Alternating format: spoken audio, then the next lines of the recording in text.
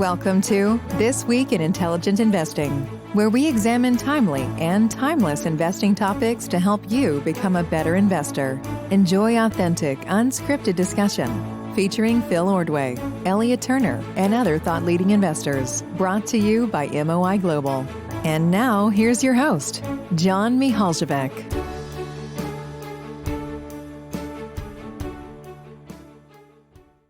Welcome, everybody, to a new episode of This Week in Intelligent Investing. Great to have you with us. We have a great discussion ahead with Elliot Turner and Phil Ordway. Phil, we'll get started with you. Go ahead. Thanks, John. So this week I thought I'd talk about an idea that I came across, I guess, a few years ago now. I can't remember when exactly the first time, but I think it's pretty useful and pretty applicable. And it comes from a guy who flies a little bit under the radar, but seems to have a real, not only does he sound like my kind of guy, but he kind of flies under the radar and doesn't get quite the attention he deserves, despite a stellar track record and a pretty impressive knack for communication. That's a guy by the name of Tony Deaton, who's based right there in the Alps, I think, John, and has really developed, like I said, a very impressive track record and has a lot of great ideas. And so I've made a list of some of the things he's talked about and written about, and I'm going to revisit them from time to time. And one of the things that jumped out at me recently that he's talked about before that I really like is this idea of viewing yourself as a collector. And so I just, as a personal weird quirk that I have, I've always liked to collect things. My wife thinks it goes overboard into over collecting things. And that's one of the things I'll talk about at the end is you don't want to risk becoming a hoarder. But I've always just liked collecting things. I mean, I wasn't one of these youthful investment prodigies that was investing to great success at the age of 9, but I was always collecting things. I was always collecting baseball cards and sports memorabilia. I was collecting coins a little bit. I was also the weird kid. We must not have had enough neighborhood community. I'd collect license plate numbers, right? Like write down a license plate every time a car would drive by. So it spurred in me an interest in collecting things for its own sake, right? There's a process that's enjoyable. It's just really have an interesting experience if it's something that spurs your imagination. And the way Tony Deaton's described it is viewing your investments and your overall portfolio and what you own as a collection of earning assets, right? And in this case, the assets are represented by stocks and fractional interests in businesses, or even bonds, claims on those businesses, or cash, which is a collection of something different, right? Some store of value that you can use in the future. But if you view investing through this lens as buying to collect great assets rather than buying to sell, I think that's really an interesting way to frame it. So again, this only applies if you're taking my view of things as a business first investor, right? So this doesn't really have much value to anybody that's buying with the idea of selling, particularly if you're looking to sell quickly, right? And again, for the 8,000th time, I don't sit on a high throne looking down my nose at people that are trading frequently or speculating. I mean, those are all valid frameworks in their own right, and there's a lot to learn from them. It's just a very different game than what I'm talking about and what Tony's talking about, which is buying to own, and in this case, taking it a step further and buying to collect.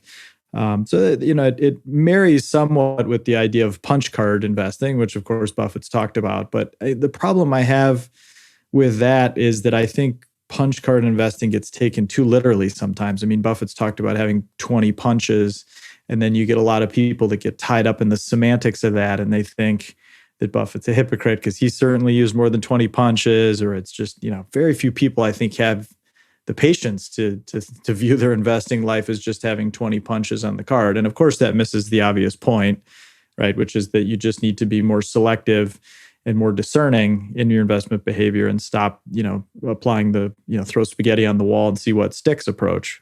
So that's why I think the collector's mindset is a little more effective for people, and why I think it's a better framework to think about. Because if you're buying something as a collector, your idea is to own it for a long, long time. Your idea is ideally to own it permanently, right? If it's a good asset for you and it fits well in your collection, you don't have any incentive to sell it. You don't have any intent to sell it. But it doesn't necessarily mean that it has to be there forever. Conditions change, people change. life changes, and your collection will change over time, right? Circumstances will dictate the nature of your collection. So it's a little more flexible than just being, a true punch card investor where you feel artificially constrained by a certain number of punches on the list or whatever. But I just really love this whole idea that, if you have a collection of good assets and you look through those assets to their earning power, that to me seems about the purest possible representation I could think of in terms of my ideal for portfolio management and investing. And if you think of yourself in that light as the museum curator or custodian, and you're really trying to buy things that are valuable and worthy, and they're going to last and they're going to stand the test of time, rather than they're just going to draw, a few extra guests this week and then you're going to flip them to the next museum down the road. I think that's just a better way to view the world. So again, I think the counterweight to this, there's always two sides to the issue, right? And so one thing I want to be very wary of here is not being a hoarder. So I think we talked about a few weeks ago now that one thing I've been prone to collecting is information, right? So I collect books, literally, in the sense that I have, hundreds and hundreds of books. That's probably overdone at times, right? I mean, there's probably books that I've spent too much time and money on that just aren't worthy of my time and attention. I ran through the numbers a few weeks ago on the tens of thousands of files that I've compiled. Thank God for the cloud, because I can all store them up in the cloud now, and I don't have to have my little, it was bigger than a little external hard drive that I used to use to back it up, 10 years ago. But do I really need to spend time storing those things down? I mean, to John's point, you can access things at the touch of a fingertip now. So collecting that type of data and information is probably counterproductive. And when you become kind of a hoarder and you're collecting information or assets for their own sake, or you're collecting to kind of prove some sort of point as to what a great diligent collector you are, that gets away from the mission too, right? You're not collecting for its own sake. You're collecting to assemble a trove of something valuable. In this case, a portfolio of earning assets that's going to protect your capital over time. So I thought that was a useful framework. What do you guys think? Am I getting too romanticized into this notion, or does this resonate? Well, Phil, when you introduced the topic of collecting, I was like, you're definitely going to talk about NFTs. And well, just kidding. I didn't think about that. I mean, look, it raises a fascinating question. I certainly don't know what to make of it, but look, there's some element of generational cyclicality to this, for lack of a better word, right? I mean, I remember, my parents thought baseball cards were marginally okay, I guess, because they were sort of around previously, but they're, like the first generation of baseball card collectors and whatever it was, like I guess post World War II, probably thought they're the dumbest things in the world, like very frivolous and stupid, right? And coin collectors are much more ancient, so they never probably had that problem. But I mean, look, you can definitely get into stupid, frivolous stuff, like I know plenty of people that collected Beanie Babies, right? Or and Pogs Pogs, all this dumb stuff that proves and so that's why I think it's such a powerful metaphor, right? If you're collecting the wrong things, you're going to get killed. And so you just have to be careful and focus your time and your assets on the right things. Right. And there's something to be said about, everything's fully abundant in the digital world, and a way to create scarcity, if albeit artificially, it is pretty novel and interesting. And you could see how like Taylor Swift might have a private, like listen only 5 time kind of token. I don't know, right. Maybe getting out there. Was thinking on a different angle in collectibles anyway. Like I similarly indulged in baseball cards and, autographs and obviously sports was kind of the center of my collecting. I definitely had a couple coins here and there that I found interesting and fascinating for whatever reasons. And yeah, I like the metaphor of portfolio management as a process of collecting. I think that's pretty interesting. Where I feel there might be a little contrast is like, perhaps in collecting, basically because of how I've pursued it, it was a very singular focus on one certain area. And in the portfolio, I think it helps to be think a little more broadly and try to expose myself to something more than just one area. But that said, I think there's some personality traits that lend themselves to just collecting by different genres, whatever it may be. I read this book, The Hare with Amber Eyes, and it really resonated with me for a variety of reasons. And I found myself starting to buy a few Nitsuki on eBay. And so I have a mini collection of those now anyway. But so, yeah, back to portfolio management, I think I certainly see the resonance of this idea where what you talked about of like punch card, right? That resonates with me in a lot of ways. And I totally agree that some people take it too literally. And personally, what I've called it is a predisposition to inaction over action, right? And it's simple. To me, it means the exact same thing. Like Buffett's not telling you don't buy any more than 20 stocks ever. He's saying set a really high bar. And that means both when you buy something and thinking about opportunity cost to replace that something. So set a really high bar and don't make action your first muscle reflex when you find something interesting. Make sure that action follows a set of sequences and processes, and be really discriminate. The more discriminate you are, the better off you'll be. And I think that has some relevance in the collecting world and in investing. That definitely resonates with me. So, yeah, I totally like the idea a lot. Yeah, exactly. Because I think I look around and I see so many people chasing things today. And again, I'm not overtly opining on NFTs, although I do find it odd, and I'll come back to it in a minute. But I do find lots of assets today across the board, whether it's wine or sports memorabilia or certain publicly listed securities that just don't pass that test. And it's not that they don't pass the test in my judgment. It's that they don't pass the test in anyone's judgment, right? I mean, it's just so obviously a failure in this regard. And people just don't care because they're not using this mindset, right? They're not buying to collect. They're buying to sell to the next highest bidder, a month, a day, whenever down the road. And that's fine. Like I said, there's a place for it, I guess. It's just, I think what gets dangerous is where people that have an investor's mindset or want to have a collector's mindset get suckered into that world, and they end up owning Beanie Babies or Pogs or whatever down the road. And I will say too, that I think not only do you need to be worried about things that have no scarcity value and no intrinsic value whatsoever, right? And that applies to all sorts of commodities, but you also have to be worried about things where you're buying on the basis of artificial scarcity, right? So, I mean, I figured this out relatively early with baseball cards, and thank heaven, like I never really collected big dollar stuff, right? I mean, I collected little bits here and there with allowance and chore money that was a rounding error in the grand scheme of things. And I still have the collection because I like looking back on it for nostalgia. And it was fun to put together a whole set, and it was fun to trade with my friends, and it was fun to look up the prices in Beckett and all that kind of stuff.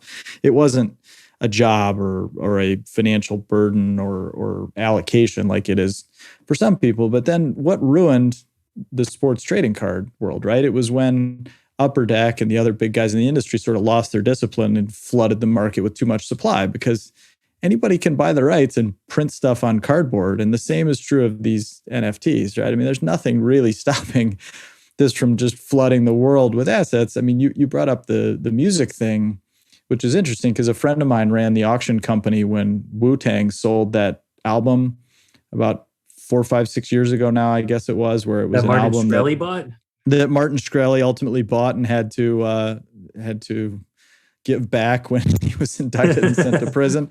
Blast from the past there.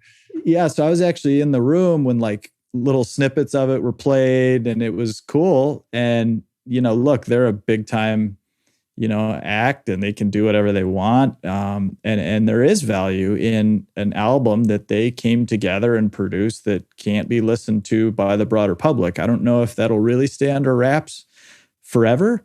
But there is, I mean, that business makes some sense, right? It's just, it gets pushed too far, right? I mean, I wonder if we're finally in the era of the end of diamonds, right? Because I don't know about anybody else, but like I happen to finally wake up to the artificial nonsense cartel that is De Beers right about the same time that I was getting engaged.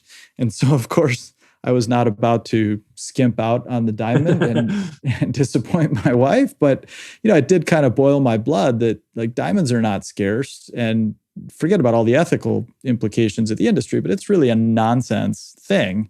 It's all marketing and artificial scarcity. And now it seems like between the combination of the internet and price discovery blowing the doors off of at least part of that, people are, for whatever reason, finally waking up to the concept that you can have the purest of pure diamonds artificially created in a lab at, pennies on the dollar and none of the ethical implications. So why wouldn't that be better? Like if you just want something beautiful to wear as a piece of jewelry, does it really need to come in a pale blue box, mined at some horrible place in sub-Saharan Africa or whatever, and traded through these, illegal cartels in Belgium? Like, so but that's persisted for what, 100 years at least? And so this stuff can go on forever, but, eventually I feel like somebody's left holding the bag, and I really don't want that to be me.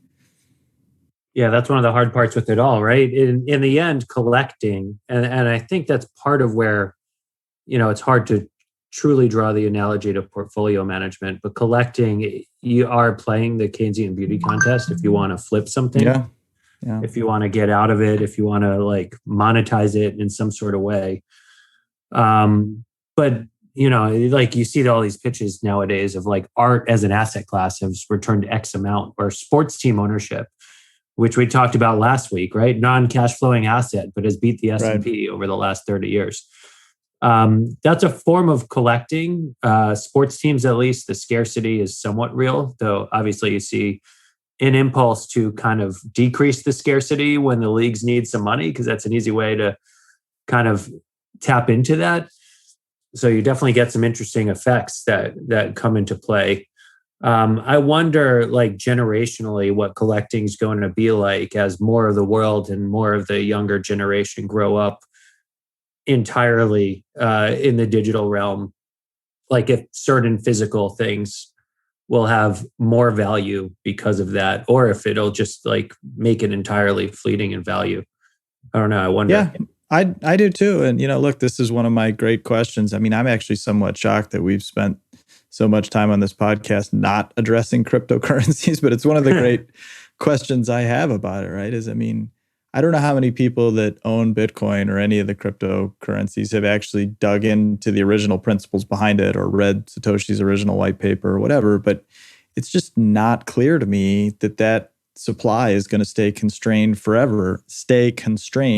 So I gold, it's like, that's the common argument, I guess. And there, you don't really know what the constraint is either, but there are, physical costs to getting it out of the ground and so forth. And it's just more of like a typical bet. In this case, again, as a non-expert in the cryptography, it's just outside of my ability to really handicap what the odds are. And it would seem to me that if Bitcoin were to really take over the world, that the natural human desire, if this was invented by humans in cryptography, it could be overcome by humans in cryptography. So it is a small part of assets, I guess, but as a dominant form in the world, it just strikes me as somewhat odd. And so we're way off topic on the collecting thing, but that is sort of how I would view that world, is whether I'm buying a partial ownership in a business as a publicly traded stock, a sports team, a piece of art, whatever. It has to be something that I'm either going to enjoy and use as part of my collection, or something where I feel like 5 and 10 years from now, I have strong odds that despite all the adversity that the world's going to throw at me, that this is still going to be a valuable piece of the collection. Well, Phil, I wrote 2 essays on Bitcoin back in, I can't remember if it was 2012 or 2013 when I was first exposed to it, and did my deep dive. And I do think it relates directly to collecting, because my argument, like the second essay I wrote, was Bitcoin's worldview and why it matters. And it's like, you can't want to be a currency while gearing your essence and incentive to collecting and hoarding rather than actually driving commerce. That the two are diametrically opposed, and that you will run into a situation where like there is no consumption that happens and everyone hoards it, which will collapse its value at a certain point. Isn't it already? How much of how many Bitcoin have been mined at this point? Like like some number million, right, out of 21. Isn't that the total supposedly? Yeah, I would blank on the specific numbers. Yeah, but anyway, there's some right. huge proportion of the total that are mined and that are not in circulation, right? Because they're locked away. And you hear about all these people who are locked out of their wallet, and then those are lost forever, I guess would be the idea there. So yeah, it does strike me as odd, and I agree. It seems counterproductive to its own stated goals. And again, I'm not an expert either on this, but it does strike me as also odd that the energy infrastructure and environmental burden seems egregiously high, and it just seems almost like you couldn't write this kind of thing, that the supposed savior of humanity and eco-friendly car manufacturer would start to encourage this. Well, I think Ethereum gets around a lot of these problems, but we're getting a little far from collecting. Yeah, I agree, but that's the way I mean. It just seems odd, right? That's Bitcoin's what's taken over. But yeah, anyway. Exactly. John, how about you? What do you think on collecting? Yeah, I'm going to steer clear of Bitcoin, other than to say, Elliot, you probably overthought the issue. You should have just bought some Bitcoin back in exactly, 2012. Right? Well, I bought Ethereum, so that was okay. Okay. I put my fantasy baseball money into that, Phil. It was great. I won my league that year. You won your league and put it all into Ethereum in 2012? $200 turned into $22,000. I was going to say, yeah, if you're in a bigger league, you wouldn't be talking to us from there. You'd be on your own island. Yep. I felt okay to risk my fantasy baseball money. Sure. I told the story on Bill's podcast recently. It was kind of funny and was kind of awesome in the end. Yeah. So I'll just weigh in a little bit on the collecting front. I think one key distinction that you mentioned, Phil, with regard to Deedon was he was referring to earning assets. And I think a lot of the time when people talk about collecting, they're not really thinking earning assets. You know, if you take NFTs, they're not an earning asset. So that's very different. Investment, really, you do need to have earning assets if you want to be a kind of long-term investor, let's say, because you should not rely on being able to sell something to somebody for more money. You should be able to get a satisfactory return from the asset itself over time, even if you never sell it. So that's where I think that distinction is really, really key.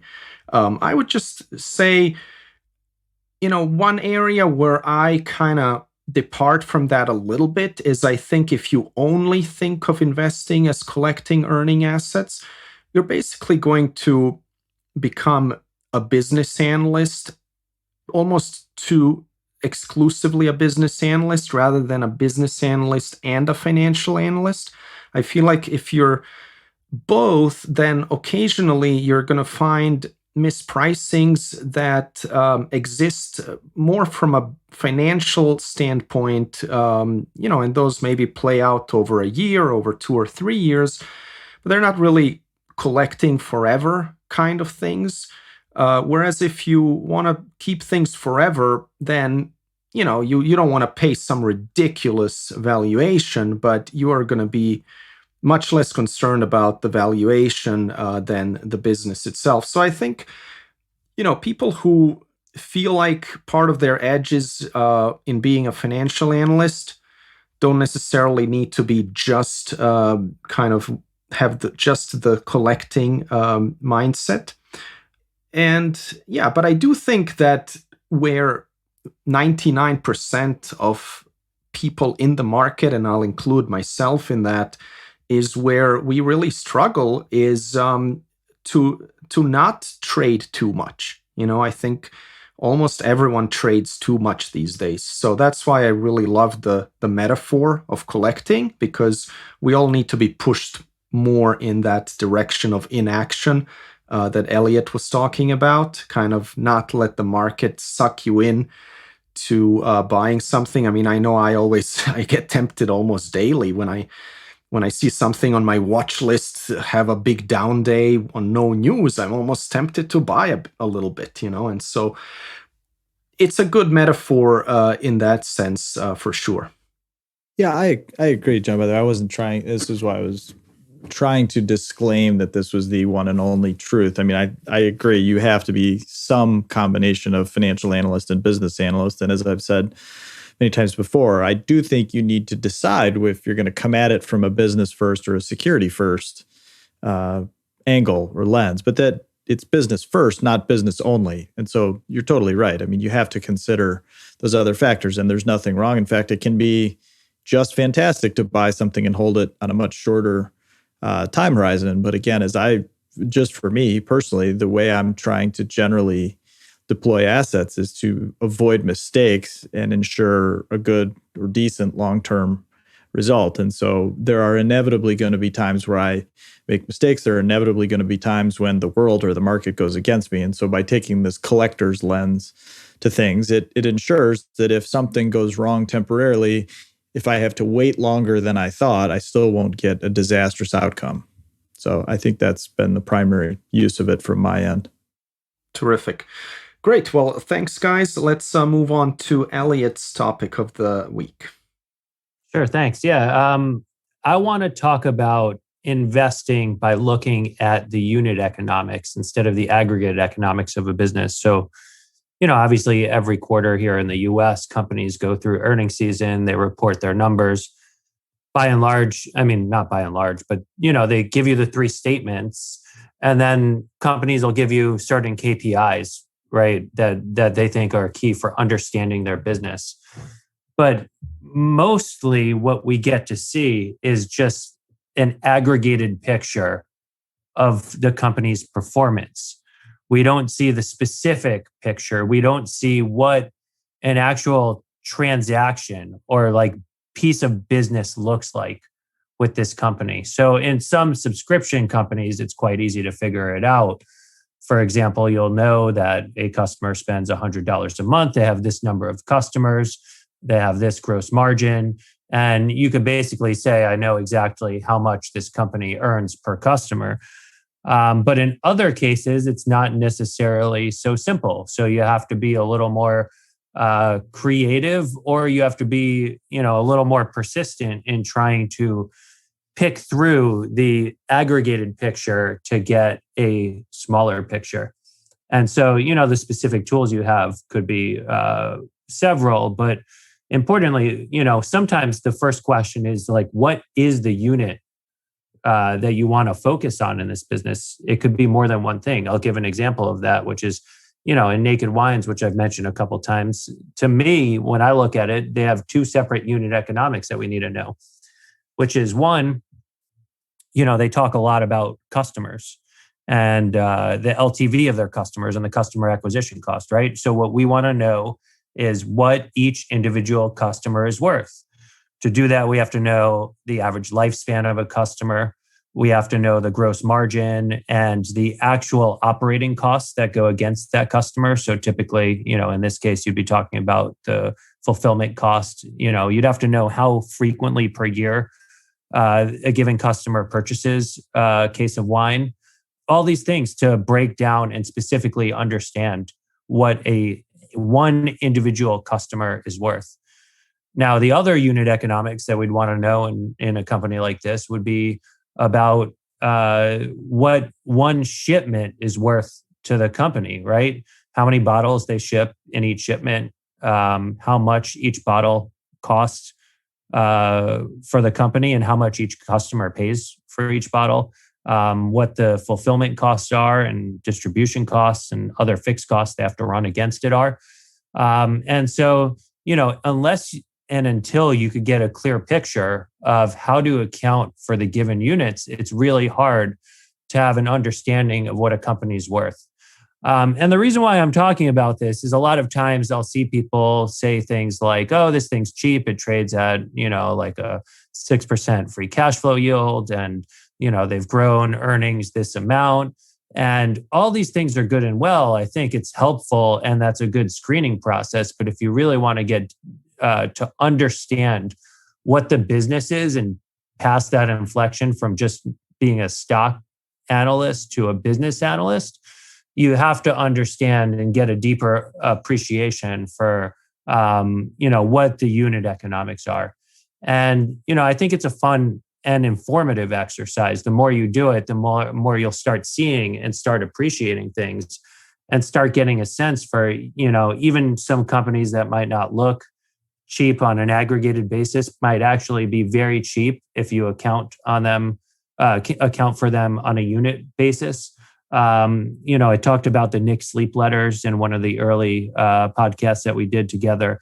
And when he talked through the example of Home Depot when it's young, or was it Walmart? One of those two, when they were young in their growth cycle, right? For them, the unit would be a store, not one transaction in a store, but a store itself. And each time they added a store, what it contributed to their aggregated economics. And for them, it was quite easy because for Home Depot or Walmart, most of the investment was happening via CapEx. So it's very clean to delineate exactly what CapEx is. But in some of these companies whose investment is happening via the income statement, it's even that much more important to understand the unit economics, because then once you could do that, you could start distinguishing and saying specifically this portion of their operating expenses are what I'd call specifically investment, and otherwise would be free cash flow were they in steady state. So I think that's one of the ways that you could bridge that gap between saying, I want to invest in a company who does have earnings today, who doesn't have to prove that they can make earnings. So I was asked this question, to talk about unit economics, because I guess in one of the earlier podcasts, I said that I don't mind investing in a company who is not making cash flow today, so long as they're profitable on a unit economics basis, and their goal is to scale proven unit economics in contrast to those who don't have it. So this is what I'm getting at, right? I think it's very different to invest in a zero growth company who's got little gross margin or even negative gross margin, something like Fubo, right? Where they don't actually make money as they add on new customers. It's not a unit economics play there. You're talking about having to change the nature of their relationship with suppliers as they continue to grow in order to actually get to a point where they have profitability or add on new services or whatever else it may be. Versus something like Naked Wines, where the unit economics, if you do the work, are demonstrable and the company's growth is about scaling it. So I wanted to open it up to you guys, how you think about some of these, any businesses that come to mind where, doing that is helpful, or, just generally what your thoughts are. Yeah, I think it's crucial. I mean, it's a good marriage between what John was just talking about, which is business versus financial analysis. I mean, it's very easy for a lot of financial analysts, myself included, to sit there on a screen and look at the numbers on Bloomberg or on a spreadsheet or an SEC filing or whatever and think that that's the one and only truth. And you see a company producing no earnings or cash flow and you stop right there.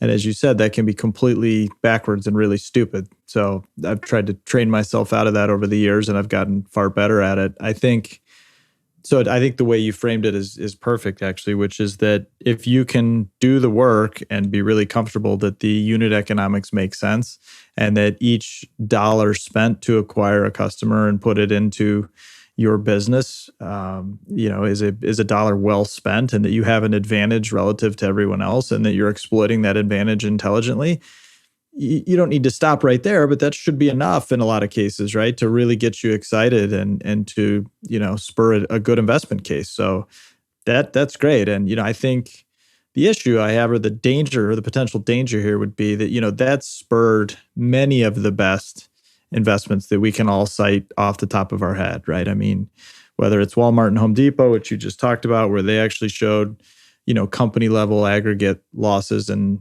less than impressive cash flow or a cash burn for a number of years while they were exploiting that advantage. But where, as you said, the store level economics, the so-called four-wall economics always made sense.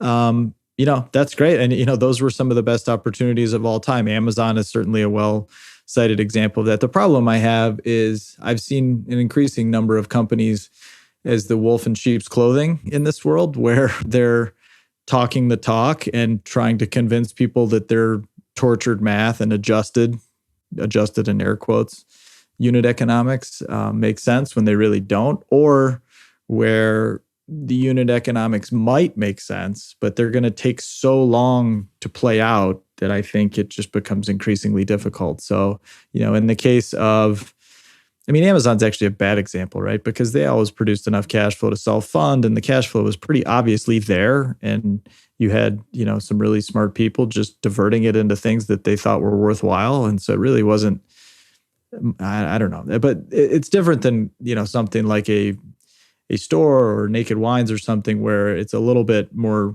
straightforward and it's just a decision. Okay, are these unit economics real or not? And then how long, there's inputs to that math, right? As you walk through. But let's say that the break even or the payback period is 3 or 4 years on a Costco, which I think it still is, or probably in that ballpark for a Home Depot. And I think I think you've walked through that math on Naked Wines. That's great. If it stretches to like 10 years, that's where I start to get a little nervous because things just happen, right? The world changes and it just gets more difficult. So 3 to 4 to 5 years seems totally reasonable to me. And look, 10 years could be reasonable. It's just the longer out you go, the more nervous I get. So I guess that's the only pushback I would have. Absolutely. And to add to the pushback side of things, it goes to whether you're adding customers or whether you're adding stores. But one risk is that your earliest customers and your earliest stores are likely to have better economics than your last. Sure. And so if you're just scaling things and assuming all things stay equal, there could be some challenges. The beauty with certain concepts when they're early on, the economics, like look at Costco, their stores are still improving on a unit basis, even though they've kind of taken up a good chunk of the country.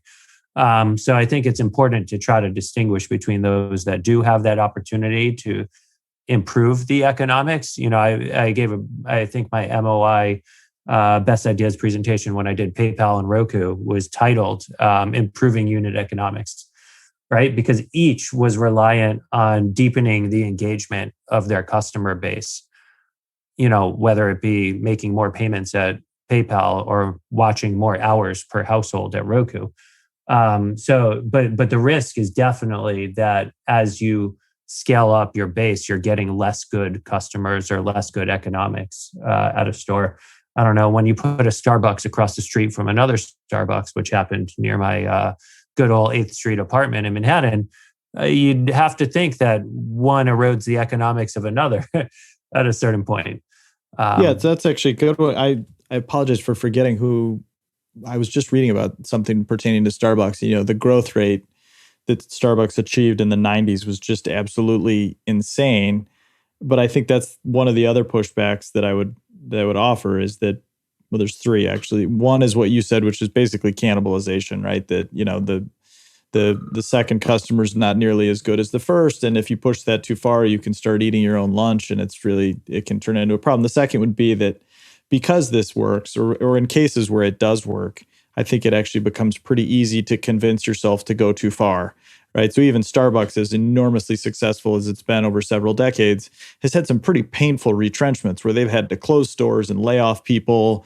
And, I think in the financial crisis, they got completely run over. And so it's almost, and that's not their fault. I just think that's why I'm pointing it out, is it's almost human nature, right? When something good is working, it's pretty easy to take it a step too far. And then the skill becomes that you need to pivot and respond to that. And then the third thing I would say is just that in this, for whatever reason right now, maybe it's just because it's such a good idea, it's finally having its moment in the sun. But it does seem like we're having more of this kind of thought become the pervasive mental model of both executives and business and investors than ever before. So anything like that really catches the popular imagination sometimes gets me a little nervous. Yeah, maybe I'll jump in as well.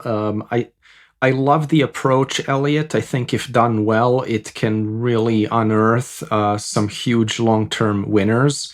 As you guys have both pointed out, historical examples. And Elliot, I know you have already seen such success play out in your own portfolio. And I guess looking forward, wine could be a good example as well. Naked Wines, that is. I think to just kind of get on some of the issues or potential issues with this, since we're all in agreement that it's a very valid and excellent approach, actually probably the best long-term approach to investing that I know. I do feel like it has become much more popular as a way to invest over time. And some of the metrics that are used are so widely used, like lifetime value of a customer, customer acquisition cost, that I feel like there might be companies out there that are managing strictly to those metrics, as opposed to kind of managing a little bit more flexibly toward the long-term value of the business. And just like you can tweak financial measures, you can probably do things to these widely used metrics to make them look better than they actually are.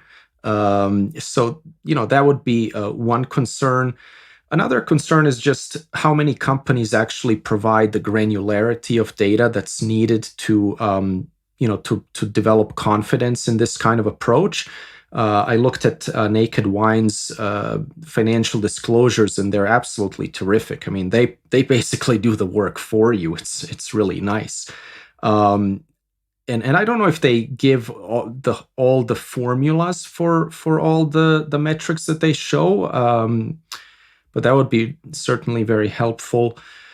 Elliot, maybe you can weigh in on that specific example, because I know you've dug really deep. Yeah, I think they do give you like just about everything you'd want to see to kind of piece it together and to understand. They do give you pretty good disclosures behind it, but it's, I'd say, best in class disclosure, but far from perfect disclosure, and leaves a lot of work to truly figure out, how many cases each customer orders. They don't give you the shipping unit economics. So you have to do iterative assumptions and triangulate with other data points that you could pick up from various places like job listings to make sure that you're at least working in the right ballpark. And without that, you can't truly know the unit economics. But to maybe take a step back, because I do think, it often gets associated with investing in no earnings companies to understand whether they, and I put it out there as such. So definitely guilty as charged in that sense. But even, I gave a company like Cisco a deep look at a couple points and had shares in it back in 2012. And, for me to invest, if I don't know the unit economics, I'm not going to do it. So even though I think it's interesting, or was interesting at the time, on a free cash flow yield basis and, GARPI, I still want to know, how much does one individual switch cost, right?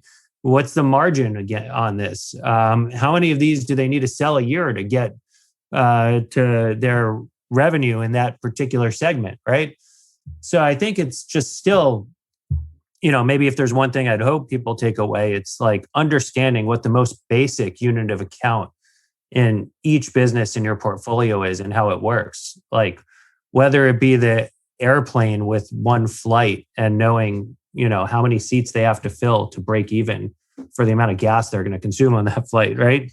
And the staff that they're the pilot and the pilots and the crew and whatnot. Like I think it's really helpful, and it's the way to truly understand what levers the business has to pull and what does or does not have to go right for it to work as just a basic business.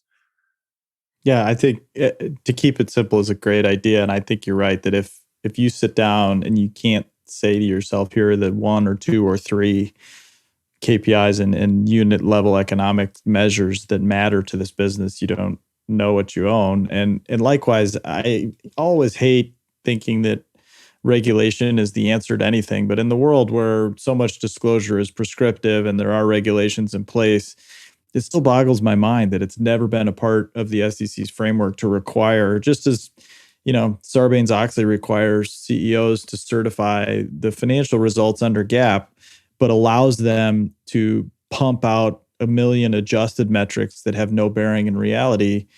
let alone any sort of accounting validity, why then they're not also required to say, these are the KPIs we use internally, right? So it doesn't have to be a specific number, but it has to be one or more, right? Where you testify or certify that these are the KPIs, the unit level numbers that we as the business managers use, right? So to your example, and by the way, it's a great sign when a company like Naked Wines puts out pretty much everything you'd want to know, right? They don't have to do the math for you necessarily because there are assumptions involved. And I'm not saying there's one true answer that management should be held accountable for, but my gosh, it just seems like it would be such an obvious improvement to make companies accountable to that kind of disclosure so that analysts could do their own work and have that kind of disclosure out there rather than having to, rely on misinformation or guesswork that is out there. Yeah, it's something I'd really like to see a little more of. I think so many companies just dodge actually getting into the weeds under this, we got to protect our competitive position. Even though most people, especially competitors who speak to other customers, do get that sort of granularity anyway. So it's really like shareholders are the only ones who don't truly get that without doing the work. And, different levels of shareholders have different levels of resources and access and could kind of get there or not in different ways. And I think, if you want people who are good shareholders who are thinking about, business first, that should be where you want to focus, where you want to send their attention and what you want them thinking about more so than what do you need to do to hit next quarter's guidance, right? Or something like that. But you're right. I mean, that's why it's been part of my little crusade on governance and investor relations, because the best companies already get it and already do it, and good for them. But it's such an easy and obvious thing for everybody else with good intentions to do as well. And then the third level would be, if the SEC or any governing body wants to encourage a more fair, transparent, level playing field, this is the most obvious thing under the sun, right? Mm-hmm. Do you guys have other examples of companies that you think do this particularly well in terms of providing a lot of data to help investors do this work?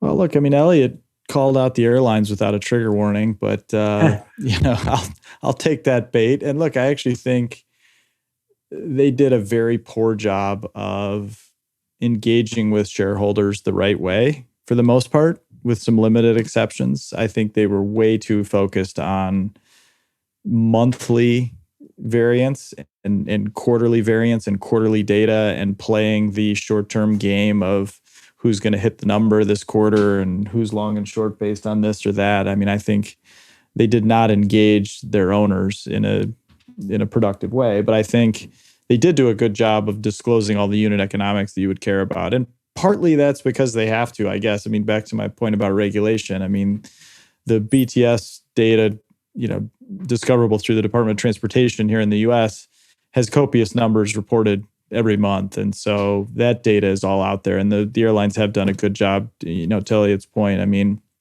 the unit economics of the industry are out there and they're pretty well understood. And at least part of that credit goes to the airlines, I guess. So they've done a good job. I think, in this day and age of the world of software companies being right at the forefront, I think most of them have done a good job. But, again, this is the third time we've talked about it now. I mean, I think for every one that's done a good job, I could probably point to one that's done somewhat of a disingenuous job by just torturing the numbers and over adjusting everything to include the good stuff and exclude the bad stuff, that it becomes kind of self-defeating. So I think the brick and mortar retailers give you everything you need to truly understand the economics of the business. Whether or not you think they're, great businesses or not is not necessarily the question, but they give you a lot to really understand the performance of each individual store. But that's been challenged as, online as a channel has grown. And I've seen some be way better than others in how they communicate where and how, online flows through and how to think about it. I think Vail Resorts does a pretty good job with their disclosures and understanding, past sales and all the other ancillary revenue items and how that works. Those are a couple of the ones that come to mind right away. I'm trying to think of, I don't necessarily want to name a couple of businesses that are terrible, but there are definitely some that I feel like really try hard to make it as impossible as can be to understand what's important in the business. And that's never ideal. And I tend to like look away pretty fast when I encounter those kinds of situations. So harder to like immediately recall them.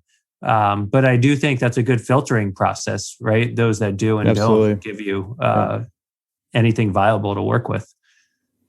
I would say actually, John, I think, believe it or not, that, and again, there's an interesting chicken and egg question here about regulation, but I would say banks and insurance companies generally do a pretty good job on this front. There, it gets a little trickier because the unit level economics are indiscernible even for senior officials of those individual companies, right? I mean, there aren't many bank CEOs and CFOs doing loan by loan analysis, but it is pretty easy to get an accurate snapshot of those economics at a semi-aggregated level, and likewise insurance companies. So I would generally endorse those accounting practices and disclosure practices.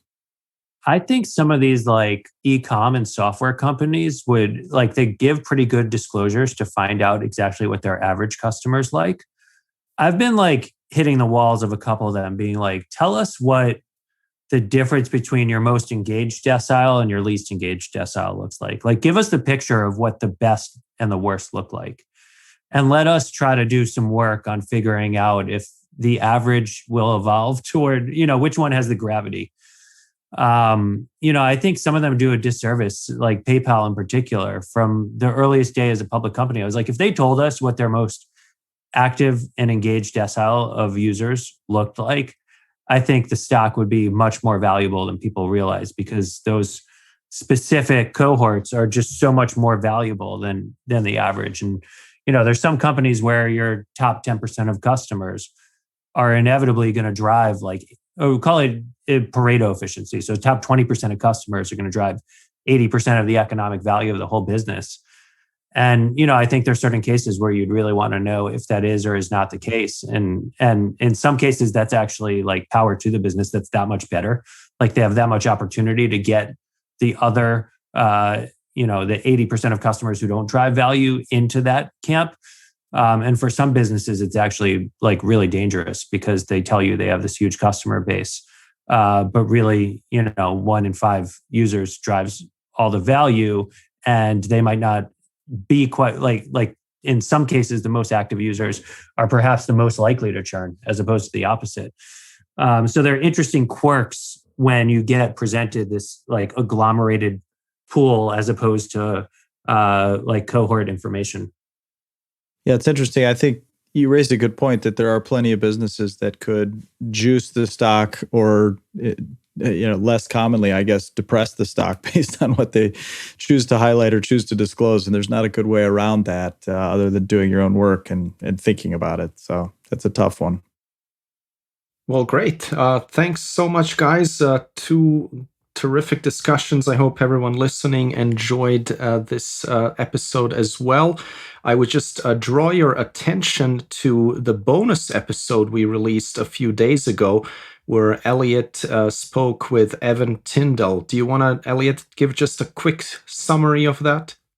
Sure, absolutely. Yeah, that was a really fun conversation. Evan's an interesting guy.